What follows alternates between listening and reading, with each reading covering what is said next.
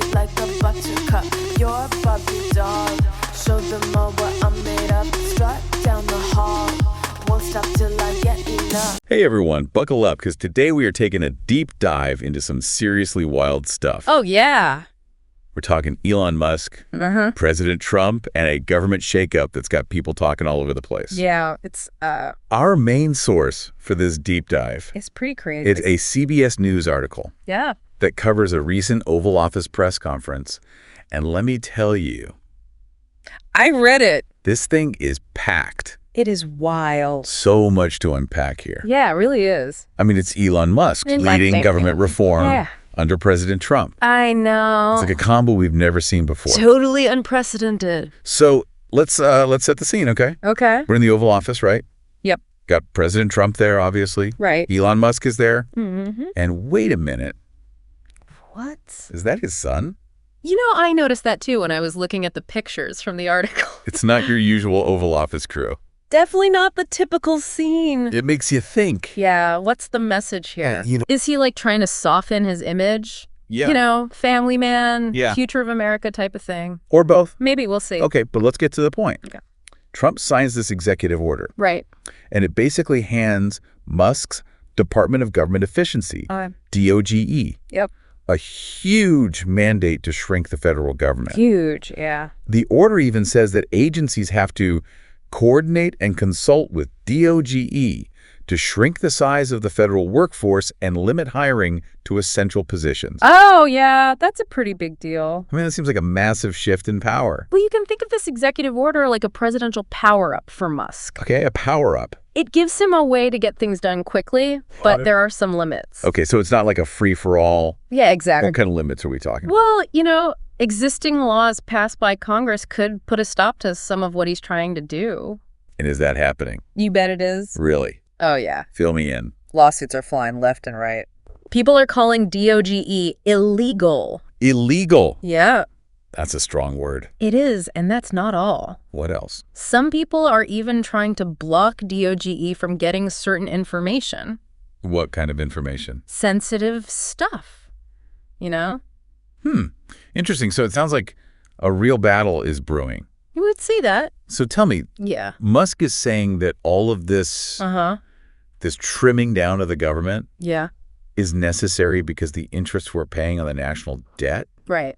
is just out of control, Yeah, it's getting out of hand. becoming a huge burden. A huge burden. And his solution is Well, he's basically going through the government, like department by department, picking out programs and even entire agencies Oh, wow. that he thinks can be cut. So like a total overhaul. You got it. I mean, has this been tried before? Well, it kind of reminds me of some other times in history when people tried to reform the government. Like when? Oh, like back in the 80s with Reagan. Right. There's always this back and forth What? between people who want to streamline the government, you know, make it smaller, Make it smaller. lessen people's business. Right. And then other people who are like, no, we need strong government programs. We need a strong safety net. It's a classic debate. Absolutely. Now, the article mentions something called deferred resignations. Yes. Can you explain what that is? Sure. So DOGE has been giving federal workers these deferred resignations. Okay. It basically means they can delay when they leave government service. Sounds kind of harmless. Yeah, it does. But some people are saying Good idea. that it's a way to get around the normal rules for reducing the workforce. Oh, so like a loophole. Right. And it's gotten so bad that the courts have had to step in Really? and pause some of these deadlines. Wow, so it's getting pretty serious. Definitely getting intense. So DOGE is making waves, Big waves. and not everyone is happy about it. Nope. But this is where I think it gets really interesting. Okay, tell me. Musk himself has said Yeah. that what DOGE is doing could be seen as creating an unelected fourth branch of government. That's a loaded statement. What does that even mean?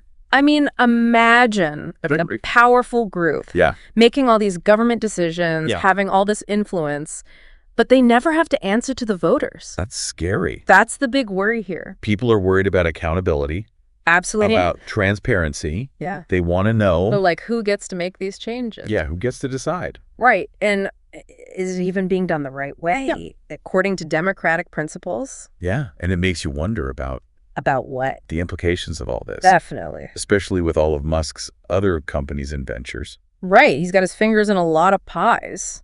I mean, his companies have billions of dollars. Billions. In government contracts. Yeah. How can he guarantee that his actions with DOGE are actually in the best interest of the country? That's the question. And not just benefiting his own businesses. That's the big one. Right. It's a big question. It is. And you know what? When journalists asked Musk about this at the press conference, he kind of dodged the question. He did. He did. What'd he say? He basically pointed to DOGE's X account and said that it's totally transparent. That's interesting. Yeah, the article even quotes him saying, you can see whether I'm doing something that's benefiting one of my companies or not. It's totally obvious. Well, but is that enough? I mean, it's a pretty bold statement. Yeah. But some people would say that transparency is just one part of it. Okay, so what's the other part? Well, they want stronger safeguards in place. They want real accountability. Okay. And they want someone to keep an eye on things independently. Yeah. They're saying that just because you're open about what you're doing doesn't mean you're doing the right thing. That's a fair point. I think so. Yeah. What about President Trump's role in all of this? Right. He seems to be fully supporting Musk's approach. Oh, yeah, totally on board. He's even dismissing those concerns about the potential conflicts of interest. You know, his unwavering support really adds another layer to all of this. It does. I mean, some people might say he's just backing the guy he picked for the job. Sure. But it makes you think about the balance of power. Yeah. Like, is anyone really checking what DOGE is doing? That's a good question. And it's an important one. He also said something kind of strange about the courts. Oh, yeah. What was that? He said he'd respect their decisions. Okay. But then he also said he would appeal them. Hmm. I'm not really sure what that means. That's where things start to get a little dicey. How so? Well, that statement kind of hints at a potential constitutional crisis. A constitutional crisis? Yeah. Whoa. Imagine if the administration just ignored court orders. They go against DOGE. Exactly. That sounds really bad. It would be like a direct attack on the court's power. Wow. You know, that whole system of checks and balances we were talking about before? Yeah. To make sure no one part of the government gets too powerful. Right. That's what keeps things in check. So ignoring the courts would really mess things up. Yeah. It's a dangerous path. And on top of all that, I know. Musk is saying that DOGE is bound to make some mistakes. Mistakes. How come? He says because they're moving so fast. Oh, I see. And the article even mentions mentions this false claim about condoms being sent to Gaza. Oh, wow. So it seems like they're prioritizing speed over accuracy. Well, speed and efficiency are good things. Yeah. Especially when it comes to the government. But not if you end up getting things wrong. Yeah. This whole situation is like walking a tightrope.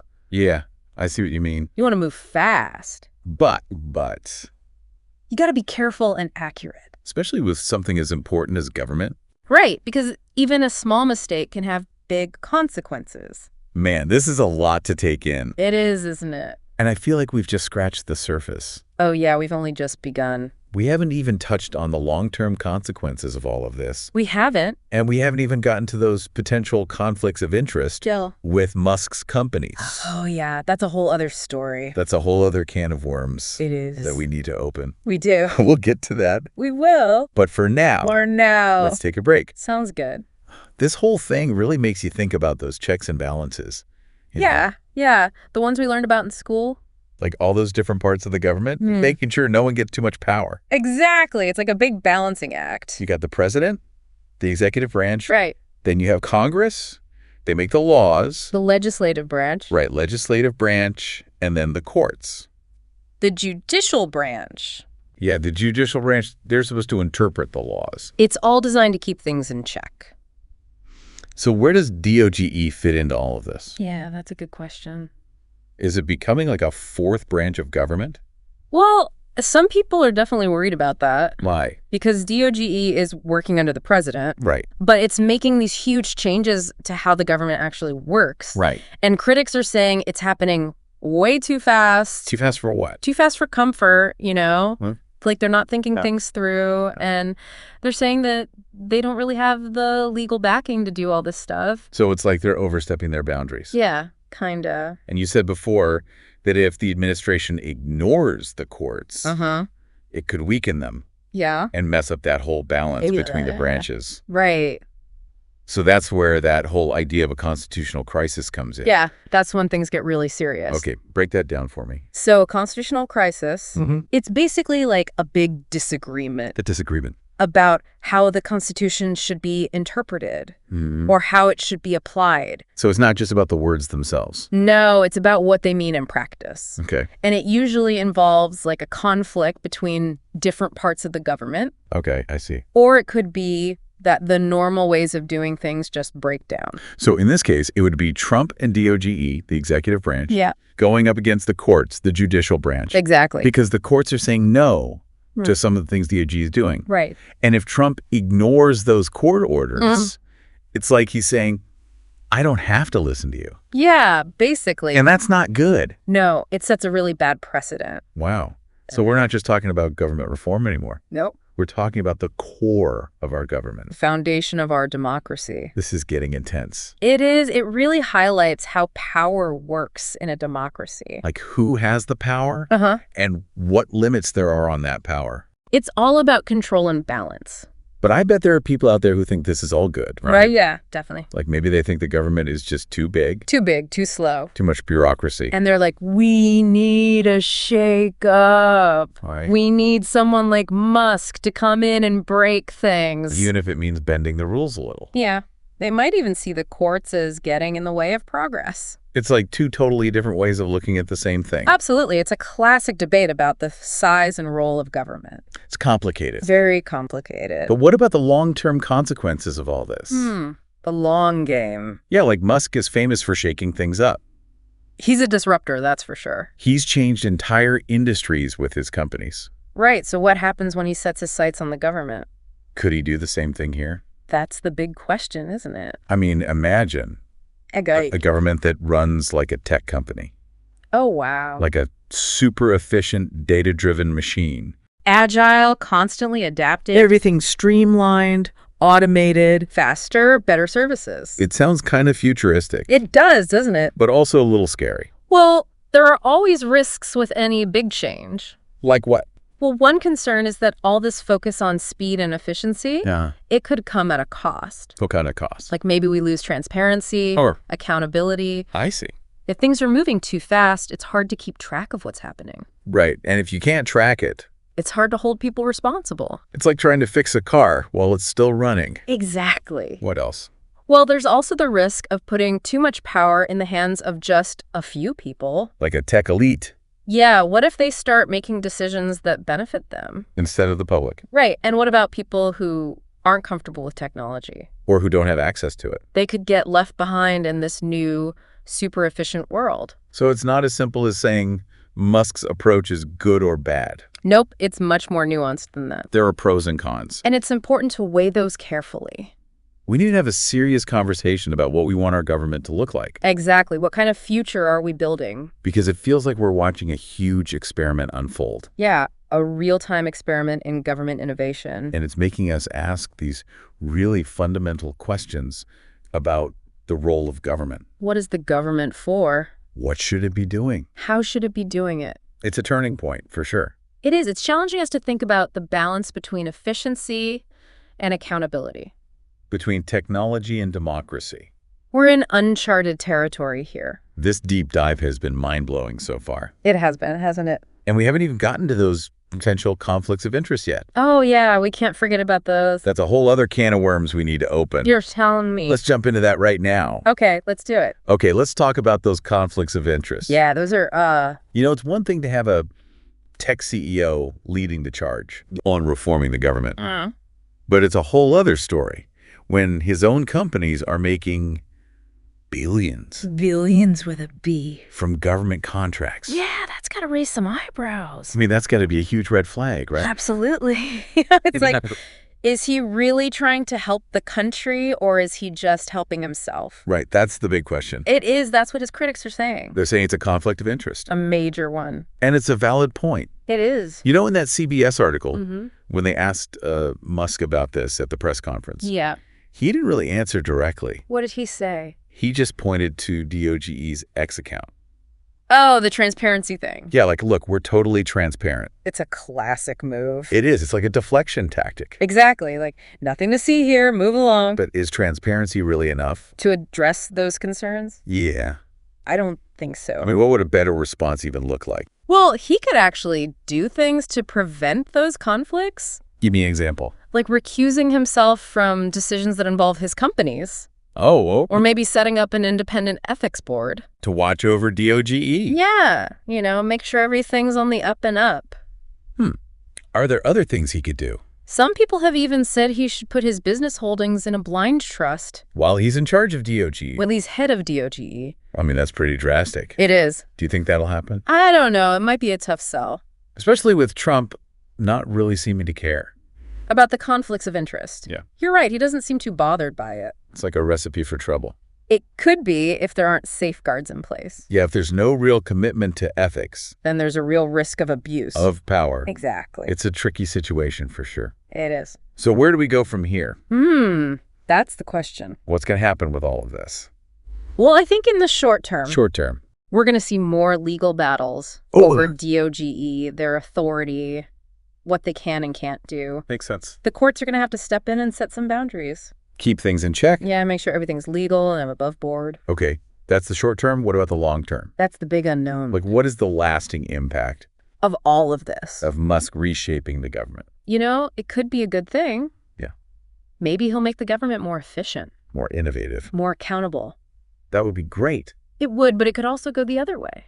How so? What if all this happens without any oversight? Without transparency. Without ethics. What could happen then? He could end up doing more harm than good. Damaging the very system he's trying to fix. It's a real possibility. So it's a crossroads. It is a fork in the road. It's like we're watching this clash between the old way of doing things. The traditional way. Yeah.